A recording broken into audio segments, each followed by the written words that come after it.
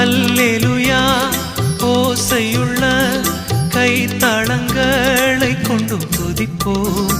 அவருடைய புது பாட்டை பண்ணிசைத்து துதிப்போம்.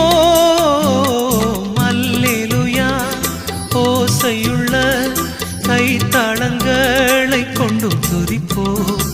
அவருடைய புது பாட்டை பண்ணிசைத்து துதிப்போம்.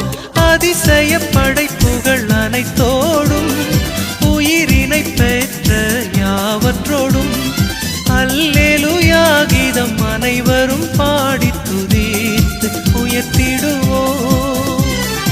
அல்லேலூயா நமதாண்டவரை அவர் ஆலயத்தில் தொழுவோம்.